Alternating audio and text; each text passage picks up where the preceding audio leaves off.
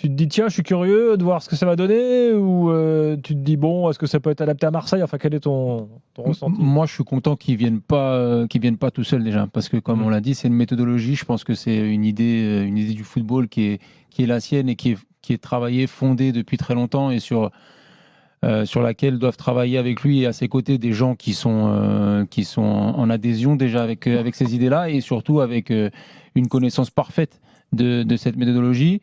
Bien sûr, ça va faire des malheureux parce que cette méthodologie de travail va forcer des gens à partir. Et après, sur le côté de sa saison et de construire son groupe, moi je trouve ça bien aussi parce que c'est peut-être aussi une année charnière pour Le l'OM. grand chamboulement, là, on va en parler dans quelques instants là, au niveau joueur. C'est une année charnière par rapport au fait déjà qu'il n'y ait pas la Ligue des Champions et que il est tout à refaire tout simplement. Donc moi je trouve ça bien qu'il vienne avec son staff, avec sa méthode de travail et surtout je pense que dans ce club-là il faut que ce soit le coach entre guillemets qui décide ses choix, qui soit pas influencé par le public ou par ce qui se passe ou l'atmosphère qui tourne autour du club. Et je pense que le fait de venir avec ses appuis, c'est une bonne chose. On critique souvent les clubs qui donnent pas, je dirais pas les pleins pouvoirs, mais en tout cas un staff établi ou fourni. Je me rappelle qu'il y avait beaucoup de débats autour de l'Olympique Lyonnais il y a pas mal d'années sur le fait qu'il fallait garder les mecs dans le staff, les anciens, qui étaient souvent les taupes entre guillemets des présidents et qui ne facilitez pas le travail de certains coachs. Moi, je trouve que c'est une très très bonne chose. Et le fait de faire un reset par rapport à ce qui s'est très mal passé l'année dernière, moi, je pense que c'est ce qu'il fallait faire. Et puis Roberto De Zerbi, de toute façon, on l'a vu, hein, il a refusé quelques missions parce que il y avait aussi un staff. Attention, parce c'est hier ou avant-hier qu'on en parlait avec Daniel. Apparemment, il n'a pas non plus 50 offres sur la table. Très bien, mais je dis juste que pour Roberto De Zerbi, c'est important de venir accompagner de son staff pour être le plus performant possible. Donc, de toute façon, il ne vient pas sans son staff. Hein. Voilà. Donc, quand tu as ce type d'entraîneur, quand tu veux faire ce type d'entraîneur, ça passe par là et je vois pas pourquoi on s'en offusquerait. Faire venir, Walid. J'ai dit quoi? Parce que ça, c'est le langage du football. On dit faire un joueur, mais en fait, c'est pas français. Tu dis fais venir un joueur. D'accord. Faire venir. Non, bien sûr, mais reprends-moi, faire venir un joueur. Ou un entraîneur. Sur tout ce qu'on vient de dire sur De Zerbi, mais tu fais pas. En fait, la première réaction, c'est d'ailleurs une réaction de surprise. C'est-à-dire que tu te dis, tiens, c'est dingue, Marseille arrive à faire venir Roberto De Zerbi. Tu dis, ok, très bien, on est ravis parce que nous, on a envie de voir Roberto De Zerbi, on nous en parle depuis longtemps, plutôt bien, il vient avec son staff, j'entends tout ça. Moi, ce qui me fait peur dans le contexte marseillais et dans le contexte longoriesque, je dirais, depuis qu'il est arrivé et qu'il est président de l'OM, c'est que quand bien même il dit le contraire, notamment dans la fameuse interview qu'il avait donnée à la revue de l'After, c'est-à-dire qu'il veut construire quelque chose de durable, d'un peu plus moyen terme, on va dire, je ne veux même pas aller sur le long terme, il prend des entraîneurs qui ont un passé avec des expériences plutôt courtes et de toute façon des entraîneurs explosifs au sens premier du terme. Et c'est encore le cas avec De Zerbi.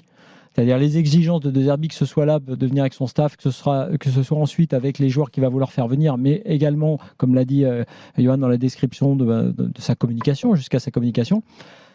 J'ai l'impression que déjà on connaît la fin de l'histoire. La question, c'est la date. Quoi, la fin de l'histoire? La fin de l'histoire, c'est qu'en gros, ça va être encore un truc très bref pour l'Olympique de Marseille. T'es pas sûr, tu vois un projet sur 5 ans avec Roberto De Zerbi? Non, mais donc ça veut dire, Flo, qu'il faut jamais prendre de risque. Il y a un projet aujourd'hui de 5 ans avec un entraîneur personne. Non, mais attendez, je vous dis, j'ai commencé par dire, parce que j'entends, tout le monde est ravi, moi le premier. J'ai commencé par dire, je suis ravi. Je dis juste que faut que Longoria arrête de nous dire que on est sur la construction de quelque chose de plus long à Marseille. C'est pas vrai quand on dit que Non, je pense que Longoria est un homme de coups, contrairement à ce qu'il dit. Il fait des bons coups. Il fait des mauvais aussi en termes de joueurs et de recrutement. Il en a fait quelques mauvais.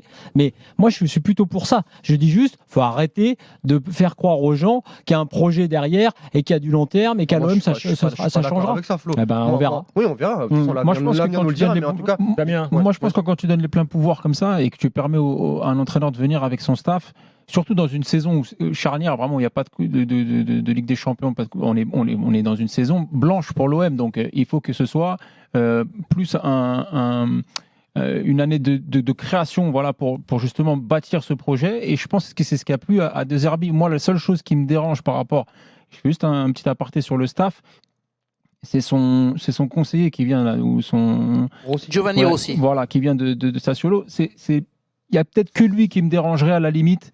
Parce que savoir un peu le rôle qu'il va avoir, même s'il est un peu obscur dans tout ça, par rapport déjà à la direction qui est en place, par rapport à Mehdi Benassia aussi qui est arrivé dans la saison, c'est de savoir si ça va pas mettre un petit peu d'eau dans le gaz, c'est ça, et que au final on se retrouve à avoir des problèmes là-haut. C'est vrai que c'est rare, Damien, un rôle de conseiller de l'entraîneur. C'est vrai qu'on le voit assez peu dans les clubs, mais cette étiquette-là me dérange un petit peu. Oui, mais c'était l'une des conditions dès le départ des conversations et quelque part Pablo Longoria et Mehdi Benassia, ils voulaient tellement Roberto De Zerbi que ils étaient prêts à faire quelques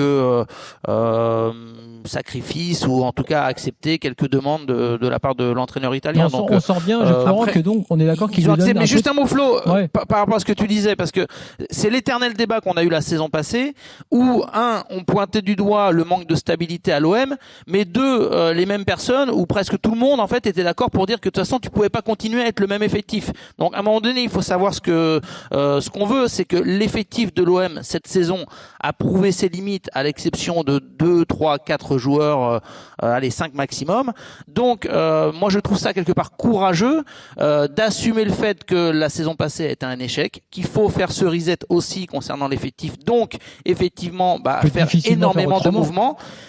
Tu peux pas faire autrement. Et après, tu dis oui, mais l'entraîneur De Zerbi, etc. Donc ça veut dire quoi? Tu prends un coach lisse qui va pas faire de vagues, qui a pas un profil ou un caractère bien affirmé. Là, moi, je trouve que quelque part dans les choix qui sont ceux des dernières années, il y a quand même depuis 3-4 ans, depuis Sampaoli, Tudor, il y a quand même une marque de fabrique, c'est qu'on prend des coachs qui ont du caractère, qui ont leur vision du football. Alors effectivement, ça peut clasher si dans 6 mois, 1 an, il y a des désaccords sur les recrues, sur le style de jeu, sur la pression, mais on peut pas tout avoir. À Marseille, c'est toi qui as employé le terme aussi du contexte, il faut avoir des entraîneurs qui impriment une certaine touche, qui a un certain vécu et donc qui viennent à Marseille avec leurs idées et on peut pas tout avoir. Je critique juste là, c'est vraiment un point qui est peut-être pas très important, c'est par rapport à ce que disait Longoria quand on lui avait posé cette question fondamentale en disant en gros, vous êtes un homme de coup, et lui avait défendu tout l'inverse très longuement, en disant pas du tout, en fait, je veux reconstruire quelque chose qui dure à Marseille, toute une histoire, le club, même la formation. Ok.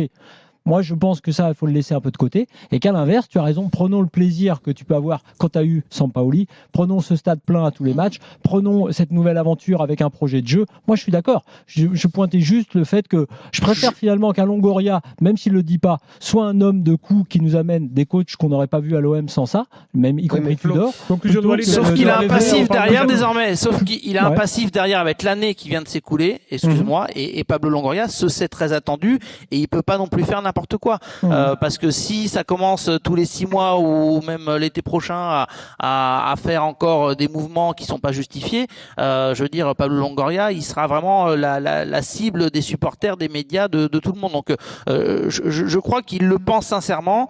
Moi je peux avoir des discussions assez fréquentes avec lui où je le sens sincère quand il dit il le dit pas comme ça, mais je pense qu'il a quelque part appris de certaines erreurs et que son souhait de stabilité, il est réel à partir de maintenant.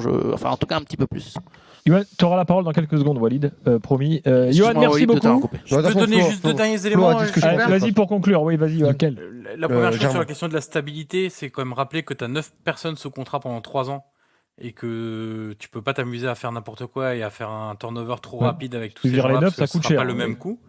Et la deuxième chose, vous en faites ce que vous voulez, mais Giovanni Rossi, c'est surtout un très grand proche de Pablo Longoria, plus que de Zerbi.